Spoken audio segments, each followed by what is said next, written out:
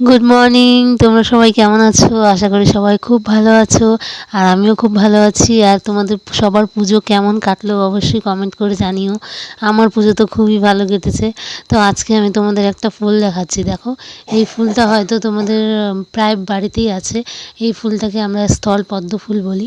এই ফুলটা মানে সকাল দিকে সাদা থাকে, বাট 12টার পরে এটার কালারটা চেঞ্জ হয়। তোমাদের 12টার পরেও আমি ভিডিও করে দেখাবো। আর এই যে দেখো, আমাদের এখানে ঝুমকো জবা ফুটেছে। এই জবাগুলোকে তোমরা কি বলো আমি জানি না, তবে আমরা এটাকে এই জবা ফুলগুলো আমি নিয়ে এসেছিলাম কলকাতা থেকে, মাসিবাড়ির থেকে নিয়ে এসেছিলাম। তো যেহেতু আমাদের অসুচ পড়েছে, মানে ভাস্তি হয়েছে, সেই জন্য আমাদের কয়েকদিন ধরে পুজো দেওয়া হচ্ছে না, যার কারণে গাছের ফুল গাছেই থেকে যাচ্ছে। তো এই যে এগুলোকে আমরা, এটা হচ্ছে চায়না টগর গাছ, কিনে এনে মা লাগিয়েছিল।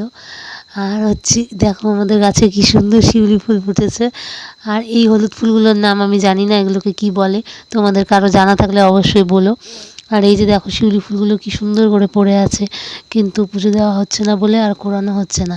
আর চলো আজকে দেখাই, আমাদের এখানে প্রচণ্ড কুয়াশা পড়েছে, মানে কুয়াশাটা দেখে একদিকে ভালোও লাগলো, আবার মানে দুঃখও হচ্ছে যে শীতকাল চলে আসলো কত তাড়াতাড়ি করে। তো তোমাদের কার কার ওদিকে কুয়াশা পড়েছে অবশ্যই জানিও। তো দেখো এখানে কি কুয়াশা পড়েছে। আমি আবার রাস্তা দিয়ে একটু হাঁটাহাঁটি করছিলাম সকালবেলা। এখন সময় হচ্ছে 5:30। 5:30টাতে মানে ভালোই কুয়াশা পড়েছে, মানে এবছরের শীতের আর কি প্রথম কুয়াশা, মানে শরতের প্রথম কুয়াশা, যেহেতু এখনও শীতকাল আসেনি, তো শরতের প্রথম কুয়াশা দেখে বেশ ভালোই লাগলো। ভিডিওটি তোমাদের কেমন লাগলো অবশ্যই কমেন্ট করে জানিও।